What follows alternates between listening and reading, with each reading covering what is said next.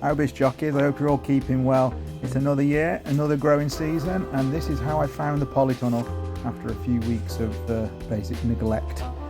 I haven't really been in it for a while, and so all the tomatoes, I harvested the last bit and I just left them, because as you're probably aware, I like all the goodness from the leaves to go back into the soil, so I just kind of let them die.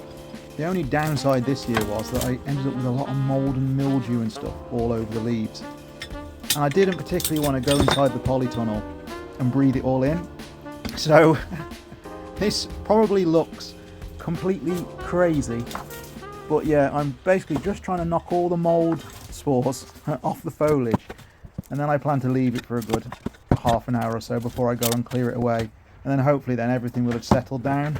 And I shouldn't be breathing in horrible spores, because I don't think they do me much harm, but they do have a habit of making me cough, and the less coughing I do, the better. Yeah, and I know some of you are going to think to yourself, what an absolute state this polytunnel is, and why have you got beer bottles in there, and what the hell are you doing? Just get in there, man, and get working. But trust me, this works for me, and you don't want to breathe in all that horrible mildewy stuff, do you? Taunton Dean kale, looking smart. Survive the winter, get a few more cuttings off that, and hopefully that will keep us fed for another 12 months.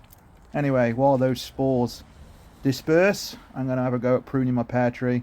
The foliage died back a couple of weeks ago, and now it's winter, so I can get it in order. That's actually a plum tree, which I need to move down the allotment because it's not doing very well in that oil drum. If you are going to prune your fruit trees, just check that they can be pruned in the winter, because not all fruit trees can. Plums and cherries, for example, they don't get pruned in the winter because it makes them susceptible to disease. But things like pears and apples can be pruned. But, you know, have a quick Google. There's plenty of answers online for you to figure out the correct way to doing it. I like to prune my trees into a goblet shape. I got the idea online following the phantom planter. And actually I think it makes for a nice looking tree. There's obviously a lot of things you can do. You can do espaliers, you can cross them over and have diagonal hedges, but I think a goblet shaped tree, it looks nice in the garden, and it seems to be quite prolific. Now what I tend to do when I prune any tree is I try and take some cuttings, some really lazy cuttings. I literally just cut the branches, peel back some of the bark, and I will just stick them into any old pot. They don't always take. This is a very lazy way of doing cuttings. I don't use rooting compound or anything, but this essentially would just go in the green bin, be composted, or be put to one side to use as wood smoke for the barbecue. So if I can chuck them in a pot, put them to one side, and then hopefully, you never know, I might get a free pear tree from it. It doesn't always work, but it works enough that it's worth doing every now and again.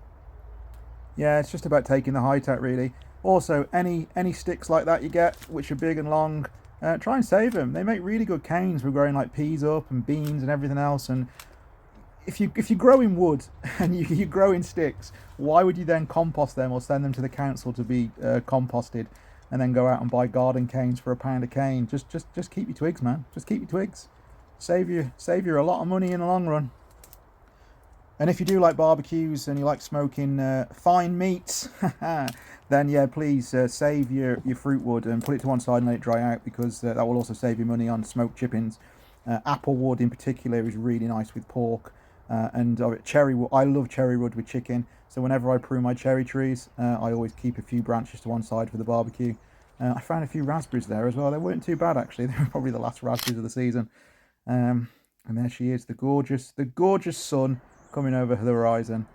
Now, you probably can't pick this on the mic, but I'm going to shut up for a second.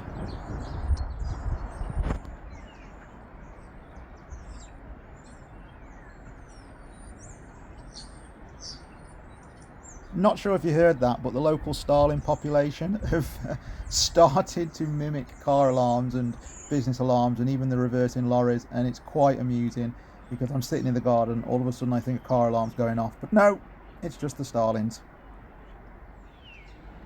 Yeah, so one thing I did notice when I was watching the starlings was something's made a nest in this tree. Now, I'm not quite sure whether it's a squirrel's dray, I think that's what they're called, is it? Correct me below if I'm wrong, or if it's a rook's nest, but something in there has been collecting plastic bags, and it's made itself a little house. So if you know what that could be, let me know in the comments below. The mould spores should have dispersed by now, and I can get in and basically put things in the compost bin and tidy everything up, and hopefully remulch the beds with some manure. And by the way, if you wondered why I had beer bottles in my polytunnel, then check this out, because I think you'll be secretly surprised by just how useful the little buggers are, because they're strong, they're not plastic, and with a little bit of ingenuity you can do this. There we go, 3 garden canes, oh, a Corona bottle, and before you know it, with a little bit of faffing about, you've got yourself a little tripod, a little teepee to grow peas up, tomatoes up, everything else. And obviously I like the fact that it's glass and not plastic, to be fair, and to be fair, because they're beer bottles, they're strong, they don't really break. You have to really smash them together to break them, and I've been using them for years now, and also they're great for not poking yourself in the eye with garden canes. So if you have beer bottles, save them. Honestly, they're really handy, and they're much better than plastic caps or plastic bottles, in my opinion. Yeah, mind your head, Ross. Yeah, so you might as well come inside and have a look now. Hold your breath, don't breathe anything in. No, it's fine actually. Once the 20 minutes had passed, honestly, it was perfectly fine. But I do like to have an airy polytunnel free of mould spores before I go in. But yeah, as you can see, the Taunton Dean kale is looking very healthy. And the beds look pretty good actually, they haven't dried out that much. That was one of our house plants that sadly died because I'm really rubbish with house plants. But I'm not rubbish at growing Taunton Dean kale. So yeah, I'm really happy that that survived. I do like Taunton Dean kale. I like the fact that it just keeps coming, it just keeps growing, and it's the easiest thing to take cuttings from ever. You can literally just snap a branch off and stick it in the ground and you get more kale. What's not to like?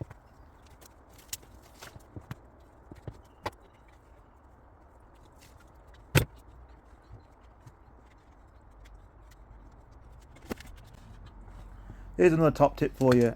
Basically my tomatoes were left obviously so the goodness goes back into the soil, and any of the tomatoes that ripened but weren't harvested just fell to the ground. So this top like inch or so of soil should have quite a few tomato seeds in there. So what I tend to do is just, as you'll see, scoop it up and put it in a plant pot and kind of forget about it for a bit. But then when the weather warms up, I will put this into a tray and I will let the tomato seeds just grow naturally. Now the theory behind this is this, and feel free to comment below if you think I'm talking rubbish. These tomatoes, although they were packets of seed obviously that I bought in, the plants have now grown in my polytunnel, in my conditions, in my soil. So the seeds should be perfectly primed to grow here again next year, because basically they hold the genetics now to grow in my garden. So fingers crossed, bumper harvest next year of tomatoes.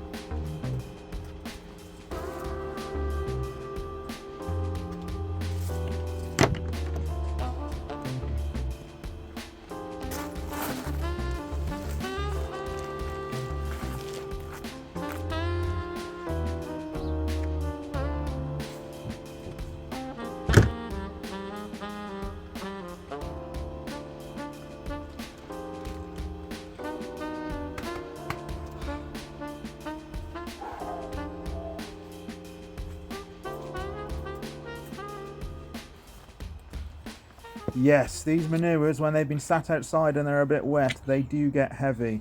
Thankfully, if I just do one every couple of days, I should be fine. But yeah, it's also much easier to cut this, Ross, with both hands.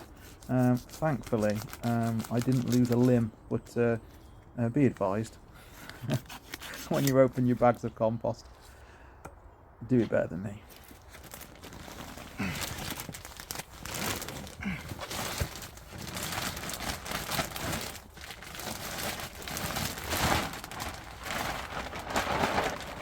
As always, folks, you should know the drill by now. Save your bags. It's another reason why I try and cut them decently at the top. They're great for, well, they're great for growing in. They're great for taking stuff to and from the allotment, and they're also good for just taking rubbish to the recycling centre. It's such a shame when I see people just throw their compost and manure bags straight in the bin. Get as much life out of them as possible before you chuck them away. And even when they're in their last legs, they can still be opened up and used to, like, you know, line wooden raised beds and planters and things. So yeah, I do try and keep my bags safe. They come in very handy. It's a good tip. If you're just getting into gardening, keep your compost bags. They're handy. Well, that's the polytunnel done. That's a nice job ticked off, and we're all ready to go there. It didn't take too long at all. I do find with a lot of gardening jobs, to be fair, that once you just crack on and do them, it's surprising how much you can get done in a short space of time. I spent 75 minutes, as you've seen from the start of this video, in the garden, and I've obviously edited this down so you don't get too bored. But you know, this is 75 minutes worth of gardening that will provide me with quite a return in the long run. I'm not in my garden for hours on end grafting. I love spending time in my garden. I love sitting there drinking teas and coffees and watching the birds and everything else, and I do really enjoy gardening. But the God's honest truth, I tend to keep the actual humping and lumping of gardening down to a minimum because I want to enjoy gardening. I don't want it always to be about grafting. So as I've said before, if you've got an allotment, 2.5 hours a week is what you need to keep it running. And if you've got a garden, again, spend a couple, 3 hours a week in your garden. It's cheaper than going to the gym. You get all the lovely endorphins from being out in nature, and if you're lucky, you get some nice harvests, and it takes some money off the shopping bill, especially in the spring and summer. So yeah, crack on, do a little, live a lot, as the saying goes. So here we are, folks. We've kind of come full circle. These canes and these sticks that I'm removing now, where I grew my beans, peas and kale last year, these were sticks that were actually cut from the trees in my back garden about 2-3 years ago, and I've used them for a couple of years to grow vegetables up, and now they're slightly weak and rotten. All I'm going to do is snap them up and chuck them on my flower beds. I buy bark for my flower beds, so why would I not use the bark and twigs that also grow in my garden? Yeah, I don't see the point in buying garden canes. I do buy a couple every now and again, especially of certain lengths, if you want an 8-foot one or so on. But if you've got trees in your garden and you're not utilising the twigs and sticks as garden canes, then start doing it. Save yourself some money and you'll get the whole process will be circular. You grow the trees, you use the trees, and then you mulch them and compost them back into your garden. It's how it should be. The plan is now for the next couple of weeks is essentially mulch as many beds as I can on the allotment and in the garden. As you'll know, I managed to purchase some manure, which is actually pretty good, and I intend on basically putting 1 bag of manure on every bed that's about this size. This bed is probably what, 4 foot by 2 foot, probably about 2 foot deep.